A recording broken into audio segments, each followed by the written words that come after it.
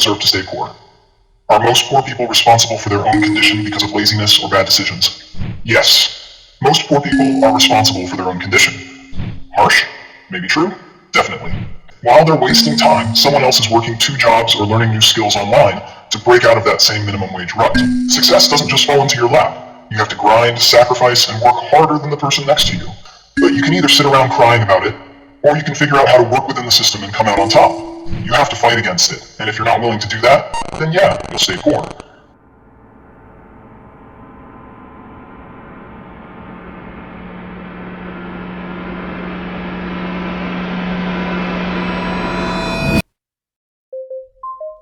It's a pretty good day today. Right now, where I am, it's raining a little. The weather's gloomy, and honestly, I kinda love it. It doesn't rain too much here, and I really miss the heavy rains. Sometimes I feel like I should just pack up, head to Alaska, and live like Alexander Supertramp. If you've seen the movie Into the Wild, you know exactly what I mean. And if you liked it, well, you've got great taste. But wait, hold up. Medusix, are you really gonna leave everything behind and live in the wild? Yeah, that's the point, right? But relax, I'm not actually going to do it. I just like the idea of it. Why? Because money matters. Let's be real. If I didn't have money, I'd be poor. And I don't want to be poor. Which brings me to today's topic. Do poor people deserve to stay poor? Are most poor people responsible for their own condition because of laziness or bad decisions? I know.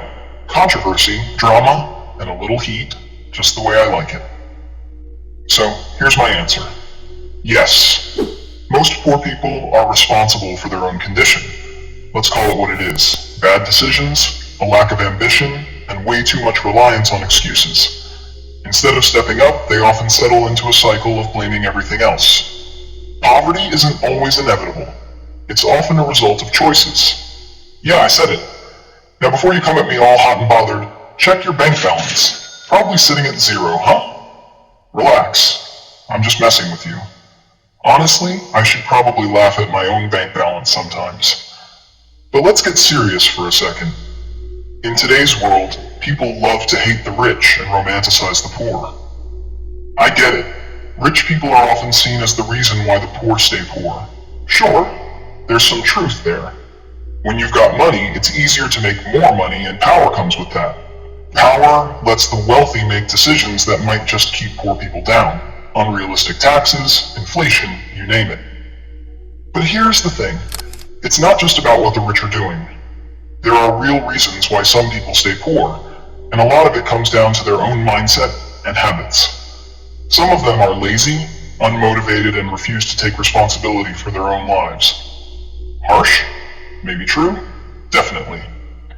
You see, poverty isn't always just bad luck or circumstance. Sure, some people start at a disadvantage, broken families, bad neighborhoods, lack of resources, but many stay poor because they never try to break out of that cycle. Instead, they make excuses and settle for less. They blame everyone else for their problems instead of looking in the mirror. And that's where the problem lies, in the mindset. Now, let me give you a real-life example. Take someone who works a minimum wage job. They go to work, punch the clock, and collect their paycheck. They come home, kick back, and spend their evenings watching TV or scrolling through social media. Then they complain about how hard life is and how they never have enough money. But here's the thing. While they're wasting time, someone else is working 2 jobs or learning new skills online to break out of that same minimum wage rut. So, who's responsible for staying poor in that scenario? The one who sits around complaining, or the one who hustles to make a better life? I'm not saying it's easy. Of course it's not. But that's the point. Nothing worth having is easy. Success doesn't just fall into your lap. You have to grind, sacrifice, and work harder than the person next to you. And if you're not willing to do that, then guess what? You're going to stay exactly where you are. That's the reality. Let's talk about self-education. People love to say that the reason they're poor is because they couldn't afford to go to college. That's just an excuse. College isn't the only way to learn. In fact, with the internet, there are 0 excuses left. You can learn anything for free online. Coding, business, investing, marketing, whatever you're into, it's all there. Websites, YouTube channels, free courses. If you've got a smartphone or a computer, you have access to all the knowledge you could ever need to change your life. The problem? Most people are too lazy to take advantage of it. Look at successful people who came from nothing. They didn't sit around blaming the system for keeping them poor. They worked harder, smarter, and found a way out. Take Oprah, for example. She was born into poverty, raised by a single mother in rural Mississippi, and faced endless challenges, but she didn't sit around feeling sorry for herself. She hustled her way to the top and became one of the richest women in the world. That's not luck, it's drive. Not a fan of hers, but still. On the flip side, think about all the people who are still stuck in poverty, living paycheck to paycheck. What are they doing differently? Often the answer is nothing.